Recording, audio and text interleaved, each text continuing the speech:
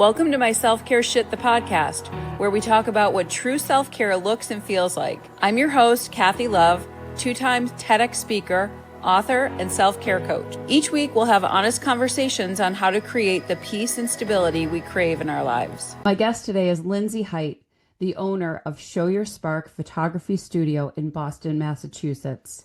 She specializes in high-end boudoir shoots for people who identify as women. And the work that she does and the impact that she has on her clients is extraordinary. It is true self-care. And it's no surprise to me that Lindsay recently became certified as a hypnotherapist, a life and success coach, and more. She has so much to offer the people that she works with, and I am so excited to have this conversation with her. Point. Okay. All right. Lindsay, I am so excited to have you here today. I've been wanting to have this conversation about what you do in your studio and how it is true self-care for years before I even had a podcast, because I was lucky enough to be one of your clients and have that experience. So thank you for being here. Kathy, thank you for having me. I'm so excited to talk to you too. We have such great conversations every time we get in the same room. So it's an honor to be on your podcast.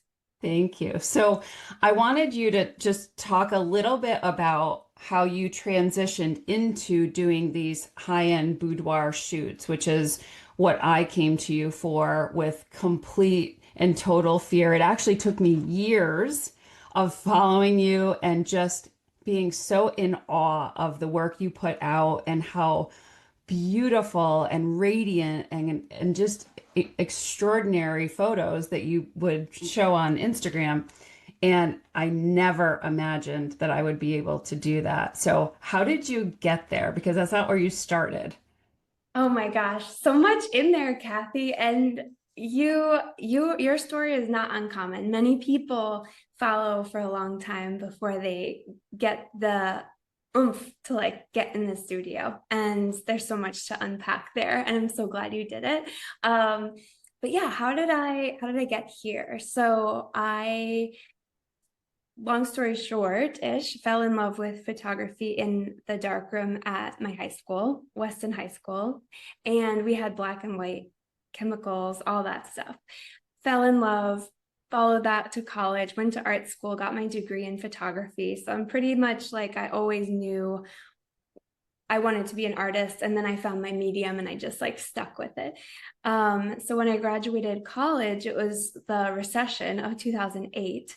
And there were no like photographer jobs like I thought in the movies, like, oh, I'm going to graduate and go work at a magazine as a staff photographer or something. So I worked at a photo lab and I started photographing weddings. I actually did my first one when I was still a college student, and it was the best. They approached the photo department. They were looking for a student to photograph their wedding, and I lucked out. They were the best clients, and they were like, we need a contract. This is what, we should have to protect both of us. So I really got set up with awesome mentors all along the way with wedding photography. And I stuck with that for 15 years, like all the way to luxury destination weddings, working with like the Knot, Martha Stewart, Vera Wang, had these great opportunities to work with some of the best in the business. And then after a while, I felt like I had also been married for a few years at that point, and I realized that there was so much more to life after the wedding in your identity journey.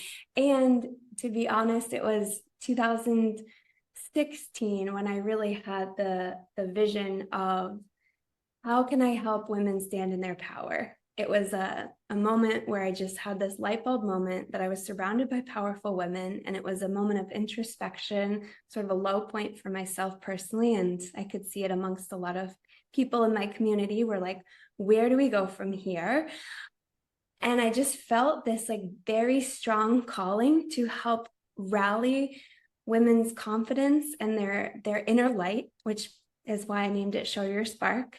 to help rally that inner light. And I said to myself, if I could help women see the power that they have within and walk with that confidence, imagine how we could change the world. Like if we all could walk with that power, with that conviction, with that confidence throughout our daily lives, we could have the world that we envisioned. And I just kept pursuing that. So I added it on to the weddings, and then, opened my studio, lasted through the pandemic. And then I was able to really focus in on this and make that full transition from weddings. And yeah, there is so much to talk about. Because what you said about showing women, and it's people who identify as women, and I think that's a really important point to make. Yes. But I experienced exactly that. I mean, skipping to the end, when I was able to view the photographs that you took on that big screen, you create such an experience at the end of the day to sit and actually see. It was like I had seen myself for the first time. It was like I had seen myself as a woman, as someone with experience. I saw the power in me for the first time on that screen. And I remember crying as each one passed because I was afraid I would never see her again.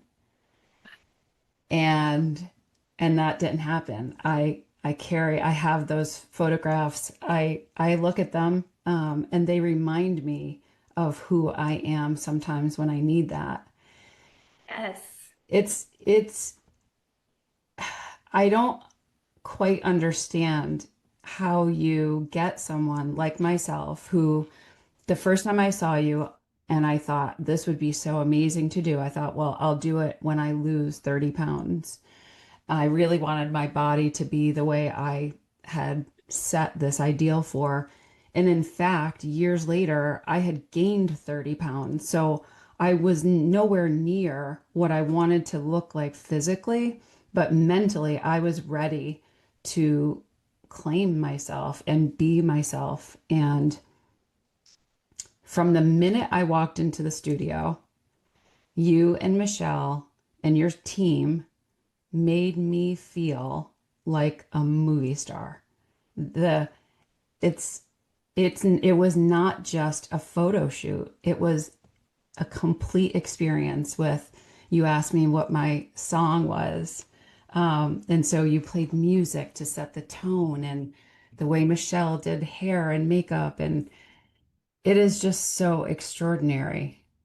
I don't know where did the whole experience, because right, there's two different ways you could do that. You could just have somebody come in and put on outfits and take their picture, but that's not what you do at all.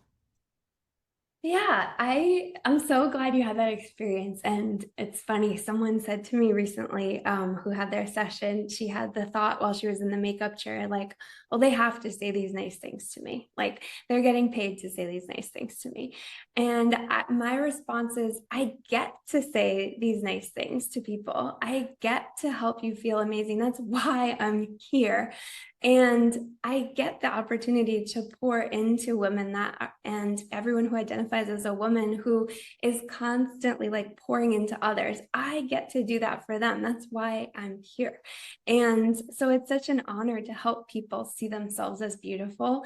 And so that was a really powerful reframe I experienced recently. And that's why we have set up the studio this way, from a true point of being inspired by hospitality. I love a good hotel. I love a good like hotel brand experience. And when I opened the studio, I really wanted people to be able to walk in the front door, leave everything else behind, just be here, because I knew that if they could show up as their best selves, the best version of themselves that day, if I could set the scene, set the environment for them to be able to rise to the occasion, feel like the best version of themselves, they would see that in the photos. So I knew from the beginning the mindset And that's why the experience is crafted the way it is, to support that mindset, because the photographs are an anchor for the emotional and, nervous system state that we're in when those photographs are taken. And I wanted to optimize that for everybody when they came in, and because it's fun, because it helps create just a really fun experience with great music, being kind, compassionate. I have done, work in becoming trauma aware and trauma informed, just for myself to be able to create a safe environment. And also my team has done that work as well, so that we can help aid in someone's journey and have this be a positive touch point for them. So that's all why it's here. It is. And I've gotten to see in person, meet some of the other women that you've photographed at the events that you've held in your space, in your studio in Boston, and also at the gala. And there's such the work that you do to support the community through Dove and through your events and through the sale of your magazines and your calendars and things like that. You go so far beyond just what happens in your studio. Thank you. Thank you. Once I realized that could be a part of my business and build that in, it opened up so many opportunities for us to collaborate with Dove, which is a nonprofit to help end domestic violence. And it honestly was such a no-brainer. In the beginning, I was looking at different nonprofits to benefit from our first ever charity magazine. The calendar came first. And, I was weighing a lot of different amazing causes, but that one just aligns so perfectly with our mission. And they've been such a great partner.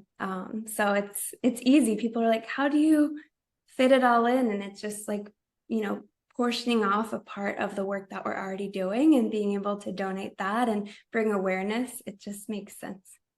And I got to be Miss March in the calendar. Yeah. Pull that out and hold it up. Yeah. Thank you. And you were our first cover girl on our first issue of our magazine, which is definitely in that drawer over there. That was an honor, and that was a shocker. And that was, even that event when you did the magazine launch, and I came to that, and the dress that I chose to wear and embrace that moment was all part of my self-care shit. It was all a part of me becoming my best self. It was not easy, none of it. And there are so many touch points that you had in my development, and I appreciate you so much. And I remember the woman that I was walking in the door that morning. That's not the same woman who's doing this podcast. Mm-hmm.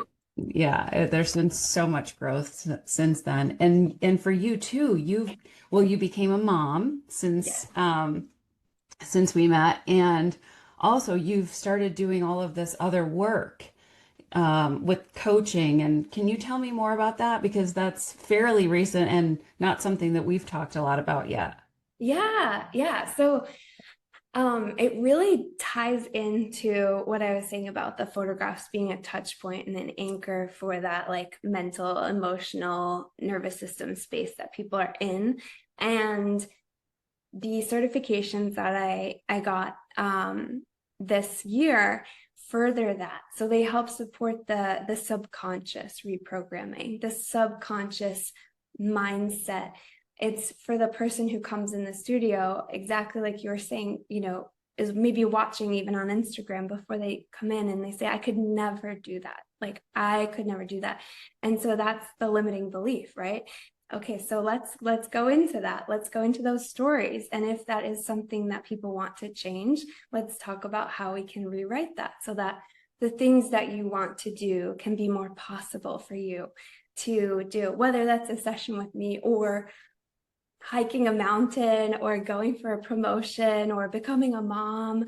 Like, I have done my own subconscious work over the last 5 years, especially.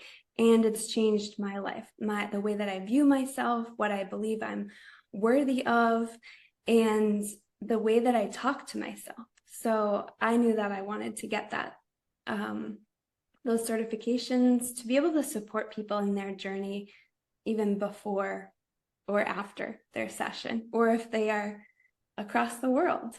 And as a photographer who's owned my own business for 15 years, I have people reach out to me a lot, other photographers asking me for advice, how to do this, can you mentor me, can I pick your brain? So this was a way to support that as well, with a coaching certification, to really be able to help people achieve the change and the growth in their own careers and in their own journeys. I wanted the tools to be able to support them and not just say, well, this is what I did, so this is what you should do. I wanted tools to create that lasting change that comes from within. I love that. And I just saw that I didn't realize that you were running coaching for other photographers until this morning, when I was getting ready for our call. And it made me so happy because with you being in one spot, you can't access everyone. But if you're able to share what and how you do and help other people really step into what they're doing, it that impact that you have with the women that you work with it can be a ripple effect. Yes. And that's like, there's so much to go around, there's so many people who need the experience that they've had here, that I can help other photographers provide that experience. That is such a gift. I would love to be able to help spread this empowerment movement, far beyond the number of people that I could serve in my studio, and also be able to really empower photographers to do it in their way, because we all have our own magic and we all have our own like special sauce, and there's somebody for everybody. And so it's unlocking that ability, that potential, and that confidence in the photographer, because as coaches, as photographers, we go there first. We embody the confidence. We embody that mindset that we want our clients to be able to tap into, and they look to us for that example. And so that's why I'm so excited to start with that, because for the longest time, I didn't think I could have a studio. I was like, oh, I'm not technical enough. I'm not smart enough. I don't understand all of the gear. And then when I knew that I needed a studio to provide the type of experience that I knew that I needed to provide, I figured it out. Like, I didn't let that hold me back. So I want other people to find, the secrets that they have within themselves to be able to unlock that next level. I love it so much. So how do you find your blocks and unlock them? What do you do for yourself? Oh my gosh, such a great topic. I literally was journaling about this last night, because in the last 2 weeks, a lot of blocks have come up for me with my life. And just as like a quick overview, I was out for 4 days with norovirus, and then my husband got it, and my son had it before. And then right when we were sort of on the cusp of coming back, and I was planning to launch my like coaching program in the midst of all this, this flash flood hit the studio last week, and we are experiencing this shift in the business as it is. So it's been humbling, and I have been drawing on my own subconscious support tools from doing tapping when I was sick in bed with a fever and feeling like this is not how I envisioned this week to go. I did EFT tapping on myself to support my mindset shift, and to release and surrender and let go of my expectations. And say, okay, what am I here to learn? And I felt amazingly calm with this flood cleanup, because I've been listening to self-hypnosis about stepping into my next expansion era. I am journaling, and also turning to others for support. I think that's something that I didn't do early on in my healing journey. We were also isolated in 2020 and 2021.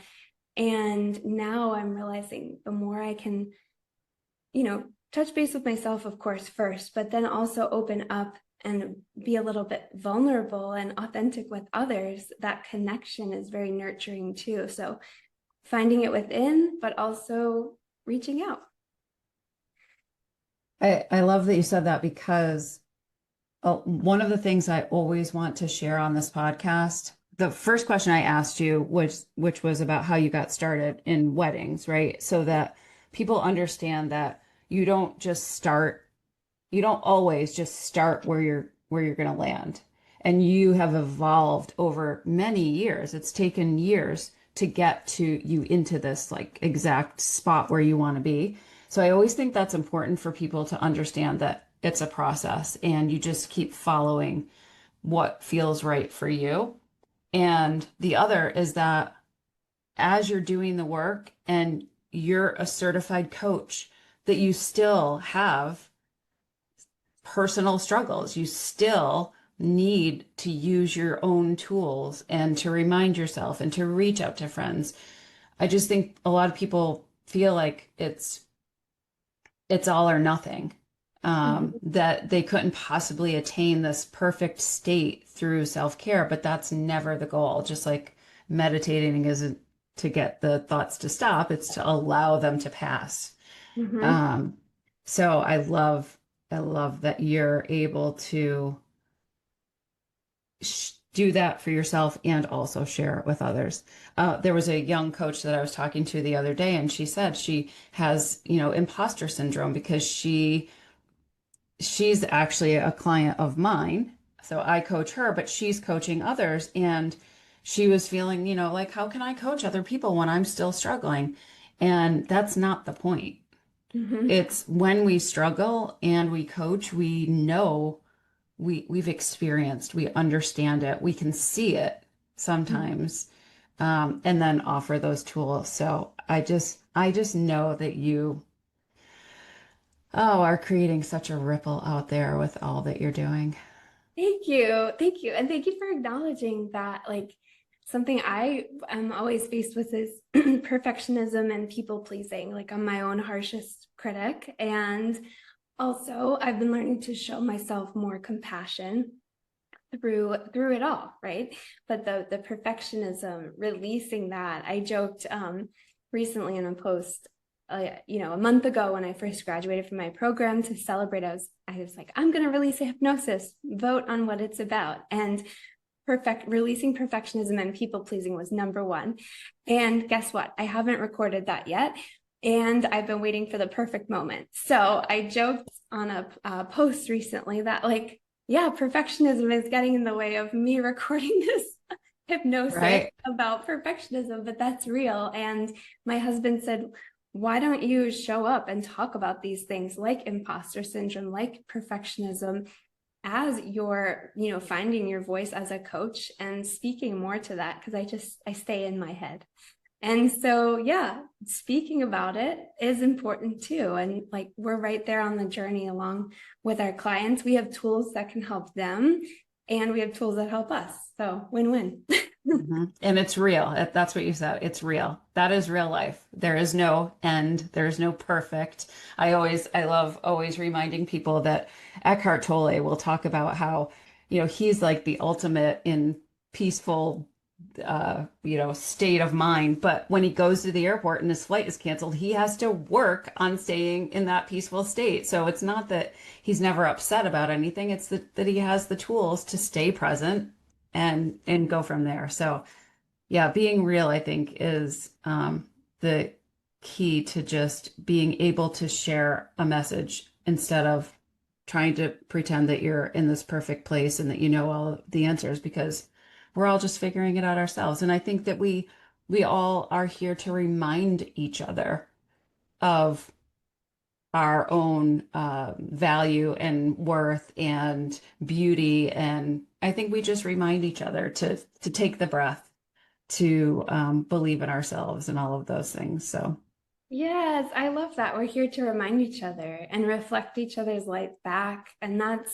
That's what I keep returning to. That's something that I've felt a huge shift in my own spiritual journey, of that oneness, like recognizing that we are all connected and that love is the ultimate goal. And whenever I have a thought try to seek me to divide from others, whether it's a competitive thought or, whatever, I try to remind myself, like, how can I come to this from a place of love? And one of my best friends, Carrie Lewis, talks about that a lot. She's like, how can I return to love and act from a place of love? And that's, for me, been really powerful. And that's why I'm coaching other photographers, because like we're all connected. There's enough to go around. Yes, absolutely. Absolutely. So, what do you do for your daily self-care? Like, if you're not necessarily struggling with something, just on a daily basis, how do you maintain yourself? What's your self-care shit? Yes. Well, my daily self-care shit needs to happen so that I don't struggle as much. Because Right. when I have that maintenance, I don't feel as reactive. I can respond better. I'm more in touch with my own like inner compass. So I say that because I fall off the wagon, right? Like, don't do the things, and then I'm like, why am I so irritable? Oh, I haven't taken a moment for myself. So I love a bath whenever possible, whenever I have the urge to like take a bath after, especially after I put my toddler to bed, I will do it. We have a soaking tub. We did a renovation in our home a couple of years ago. And I remember the plumber, the contractor was like, oh, no one ever uses those things. And I was like, I am definitely using it. And especially now, challenge accepted. So I also start the day with lighting a candle, sitting down to meditate. I like to pull my own like tarot cards or just like an affirmation card. I love reading A Course in Miracles, so I might open to that for like a passage. I have a couple of different like tools that I like to use as a prompt for my like mindset. And then I might listen to a subliminal audio track from my trainer.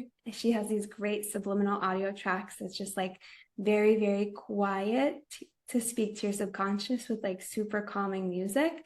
But I also just like to meditate to like a frequency vibration so that I can calm my nervous system without any words. So any of those audio, visual cues, and lighting the candle for my intention. And I like to sit looking out at my backyard, at my trees, no matter what season it is. And my toddler is getting up earlier and earlier, so I just have to set my alarm earlier and earlier to be able to still make that time for myself. So if I'm waking up at 5, so be it. Right. Yeah, because you are a mom to a young child, which is very demanding, and you're a wife, and you're a business owner, and you support all of these other women. So I love that you said that it's necessary for you so that you can take care of everyone else. Yep. Yeah. Yeah. I can not be so reactive to them. Like I've had moments in my studio where my clients here and I start to feel a little agitated and anxious because I didn't take time for myself that morning or maybe even that whole week. So that's my cue, like, okay, I need to show up for them and I need to get a little centered. So I'll take a moment, take some deep breaths, remind myself why I'm here, of service, and, recenter. But that's sort of the cue if I haven't checked in with myself. Noticing versus judging, all of that good stuff. Kathy. Yeah. Yeah. Yeah, and it's readjusting, right? It's so that if your toddler starts waking up early, you just readjust your schedule a little bit instead of letting it go completely. And it's not always perfect. There are times when it doesn't work out, but we tend to find a way to make up for it once we're in that groove and we realize how important it is and how much we do need it. Yeah. Even if it's like in the shower, if I didn't get a chance to that day, like my minimum thing is like, okay, put on the body wash I like, take some deep breaths, feel the water wash over me. Imagine like, it's a little Reiki cleanse with my rainbow chakras. Someone told me she does that in the shower, and I was like, that's beautiful. Just like cleansing out the energy centers, even if it's 5 minutes in the shower. Mhm. Yeah, 5 minutes goes a long way. Ooh, excuse me. So how do people find you for these? They're all connected, but they're also a little bit different. So you have the photography and the boudoir shoots, and you have your coaching for photographers. How do people find you? Yeah, so I'm in the middle of launching my new coaching website, which I'm very excited about. And my husband, who's a UI UX designer, is building it for me. I'm very thankful. But for now, people can find me on Instagram at Lindsay Hite for coaching, and at show.your.spark on Instagram for that, and showyourspark.com. But yeah, it will all be under one umbrella. Since the coaching helps people show their spark too, it all fits in so nicely. It does. Yeah, and I'll put the links in the show notes too so that people can find you. But I hope anybody listening just takes a peek at Lindsay's work and can get a glimpse of understanding of what she does and how she impacts so many women. And I actually am going to try to find the clip of me talking about my experience afterwards so that I can include that for people to see because of the transformation and the just the awe that I was in after that. I have it too, if you need You it. do? Yeah, I remember saying when you said we were done, and it was a whole day experience. And I was sad because I didn't want the shoot to end. I didn't want to see the pictures because I thought there was no way they could match the experience I had just had in my mind. Mm, And they sure did. They exceeded everything that, had happened that day. So yeah, that's that was a wild experience. How do you feel that it shifted like you said, you had this certain idea of who and where you wanted to be in your journey to have the session. And then when you had the session as you were, at that moment, because you said mentally and emotionally you were ready, how did that shift your inner talk about like what you were capable of or what you needed to be for a certain thing to happen? Like, how did that inner talk shift for you? It totally changed because I was able to actually see that, I don't it allowed me to see myself in a way that I never had before. And I knew that that was all in me. And it just took some coaching from you and some, eyelashes from Michelle, but it was me. And I knew that. So that stayed with me. It still stays with me, but it stayed with me really, really strongly for a long time and changed the way that I carried myself. And I was so negative about my body and up until then, and just really not happy when I looked in the mirror or what I saw. But after the work that you did with me, I was able to see myself a completely different way and the strength in my body and the experience in my body. I saw that. Yes. I love that you said you had it in you all along, because it is the lens that isn't it wild that we can shift our perception of reality in such a way that serves us so much better. And I love that Right. you did that. Yeah, and it was right there. It didn't, right? It was one day. It didn't take 6 months of coaching. Yep. That version of me was right there, just ready. It was just waiting for somebody to ask her to come out. Yes. Um, and you did that. You did that, I and love really well.